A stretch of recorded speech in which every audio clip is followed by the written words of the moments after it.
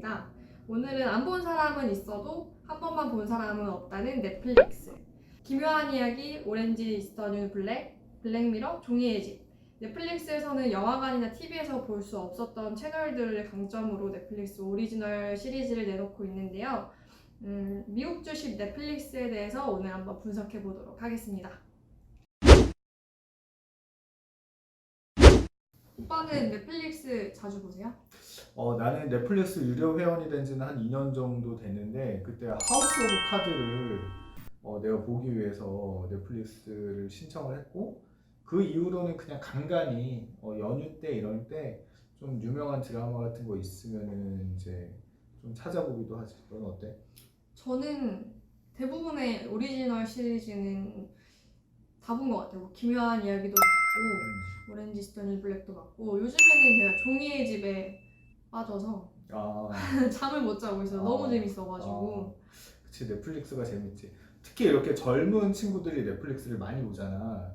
오늘 우리가 뭐 넷플릭스에 대해서 사실 뭐 컨텐츠 같은 경우는 뭐 분석해 놓은 유튜브라든지 자료들이 많고 우리는 넷플릭스가 어떤 식으로 지금 돈을 벌고 있고 앞으로 투자할 만한 회사인지 아닌지 그거에 대해서 좀 포커싱을 맞춰가지고 이야기를 할 건데 넷플릭스 전체 가입자 수를 보면은 지금 한 1억 5천 명? 전 세계적으로 1억 5천 명이 좀 넘어가는 이제 유료 가입자 수가 넘어갔고 그 중에서 20대가 한 40%를 차지해. 그 다음에 20, 30대가 차지하는 비중이 한 60%, 70% 이상이니까 굉장히 인기 있는 컨텐츠가 넷플릭스고 넷플릭스가 또 동영상 스트리밍 회사잖아.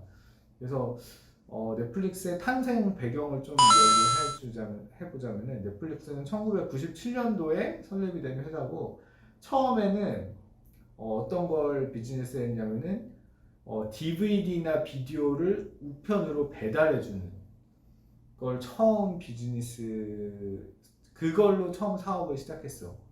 저도 어렸을 때 비디오방 가가지고 비디오 막 이만큼씩 빌려오고 그랬거든요. 그치, 우리가 어렸을 때는 동네에 다 비디오방이나 그죠. 책방들이 다 있었잖아. 한국은 땅덩어리가 좁아가지고 좁은데 모여 살다 보니까 그냥 동네에 하나 있으면은 그거를 우리가 그냥 직접 가가지고 맞아요. 비디오 빌리고 이제 그 대여에 맞춰서 갖다 주고 했는데 미국은 땅덩어리가 넓다 보니까 비디오는 보고 싶은데 빌리러 가려면 한숨 나오는 거지. 이제 거기까지 언제 가지? 이제 규모의 경제가 안 나오는데 이제 넷플릭스 창업자가 그걸 감안해가지고 이거를 우편으로 배달을 해주면은 사람들이 좋아하겠다 싶어가지고 그렇게 해서 사업을 시작한 게 이제 넷플릭스. 중간에 사업을 바꾼 게 이제 동영상 스트리밍으로 바꿨잖아.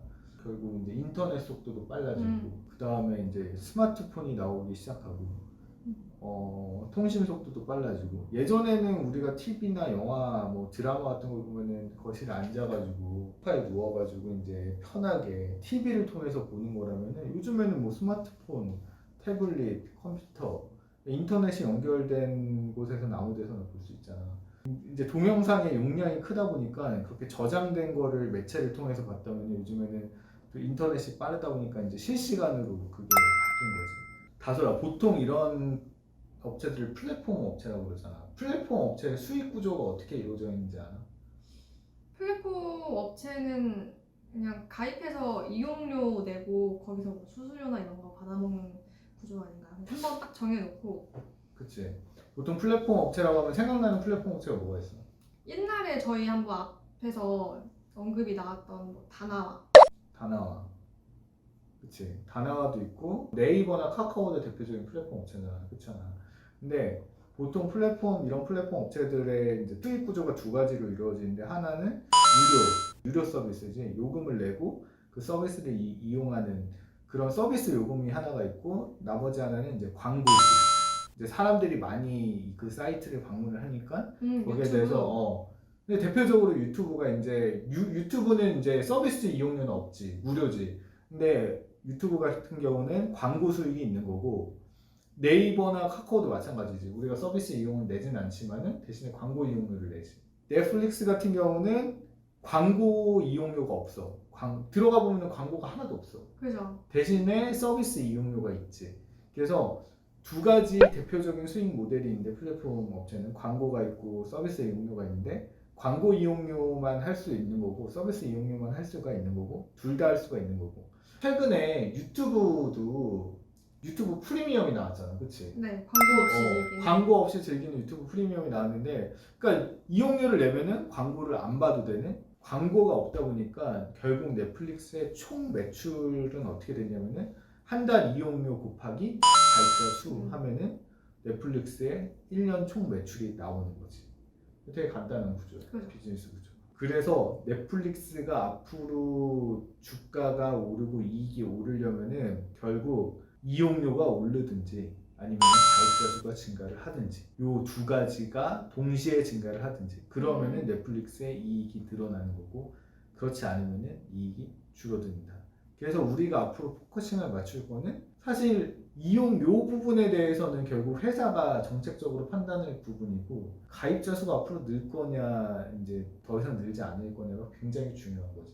오빠 말대로 하면은 가입자 수가 늘어나야 되고 아니면은 월 내야 하는 월 이용료를 증가를 시켜야 되는데 그러면 지금 뭐 국내나 해외의 가입자 수 현황은 어느 정도 되는 거예요? 일단은 미국 내에서의 가입자 수는 지금 미국에서 한 8천만 명 정도가 보고 있거든. 보통은 한 세대당 한 명만 가입을 한단 말이야. 같이 나눌 수 있으니까. 그치. 그래서 같이 볼 수가 있으니까.